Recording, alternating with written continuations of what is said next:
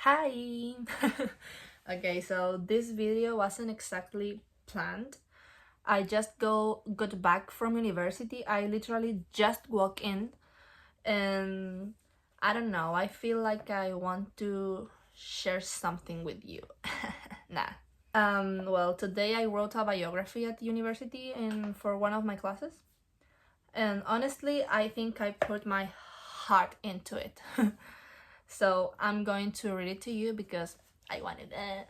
And since here I have like my two friends and my mom who watch my videos, so hi.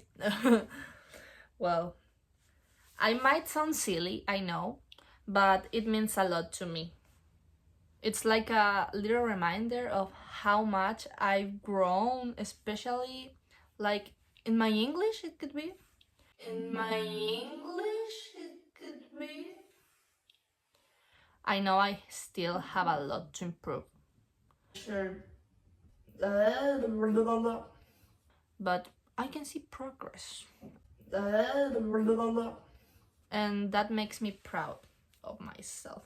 Well, I also feel good about where I am right now, and that's something my biography talks a lot. Even when there are days that I feel down, I mean, depression is something I believe many people go through. I don't know if you can understand me.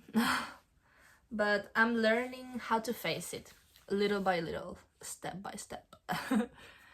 But I truly believe I'm becoming a better version of myself every day. So, well, here it is. I'm going to start reading my biography. It's here. So, hi, my name is Fernanda. I'm 20 years old and I was born on October 10th in 2004.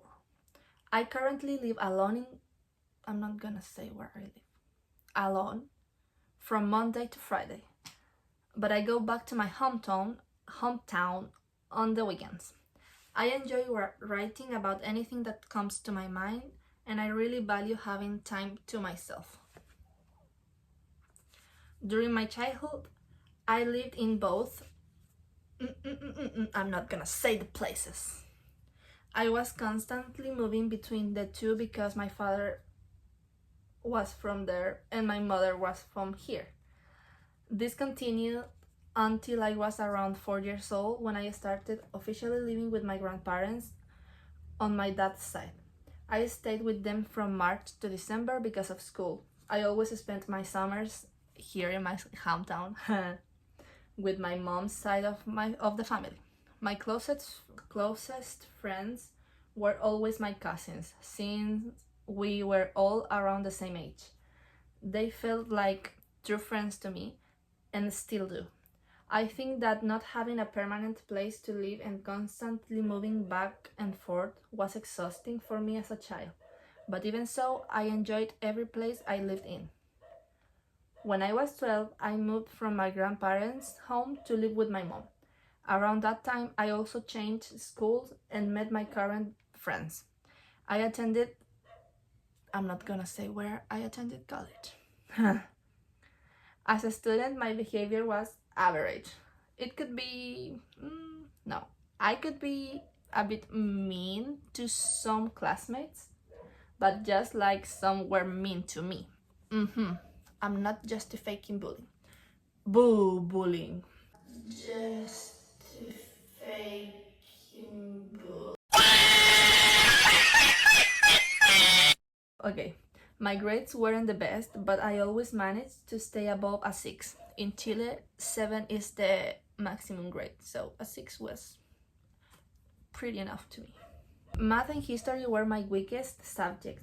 No matter how much I studied, I usually ended up with failing grades. I think it was mostly because I didn't enjoy them. During my teenage years, I tried different sports, but eventually I focused on swimming for about a year, which I really enjoyed, and also on skating. I love rollers. That was also when I started writing. As a child, I was always imagining and creating stories in my head, and at some point, I decided to bring them to life. Even though I don't share my writing publicly, I love it. It's something that feels entirely mine. At the age of 14, I started working in supermarkets, packing items for customers. When I was 17, I began volunteering at a church, teaching percussion classes as a way to promote emotional and physical expression. I continued doing that until I was 19. That was the moment I realized that I wanted to become a teacher. After finishing school, I studied English pedagogy for a year at, not gonna say where. However, I didn't like the environment or the teaching methods, at least not from most the professor.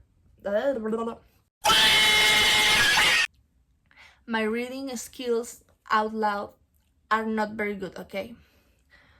But I'm learning. I'm gonna continue. I didn't like the environment or the teaching methods, at least not from most of the professors. So I decided to move back to, this time to live with my mom and my grandparents on her side of the family. Even though I changed universities, I decided to continue with the same program because I truly liked the career. I just didn't enjoy the previous university. I didn't want to give up on my dream of becoming a teacher, so I moved again, this time to where I now live alone in a small apartment. Since I had some experience teaching music, I decided to pursue that again. Currently, I'm teaching percussion classes on Sunday while also continuing my studies. I believe my English has improved a lot. I don't think so, because my reading skills are but okay. In my first year, I couldn't even answer the teacher in class, and now, although I know I'm not perfect, I can hold a normal conversation with native speakers and respond to what my teachers ask. My biggest challenge is that I get distracted very easily. I always try to do my best, but I still end up procrastinating. It's something I'm actively working on. I promise. At this point of my life, now that I'm living alone, I feel like I'm starting to truly get to know myself. This is my favorite paragraph. What I like, what I don't, and most importantly, what I want. I think I now understand my limits. I'm grateful for all the places I've lived and the people who were part of those experiences. But now I want to learn to be grateful for myself too. I want to study and become a great teacher. I want to keep doing what I love. I'd love to travel abroad and visit all the places I once dreamed about. It may sound impossible, but I would really like to teach English in a country like Korea or Japan or China. And I want to visit places where children aren't as privileged as I've been, and be someone in the world. Oh, this is my favorite part.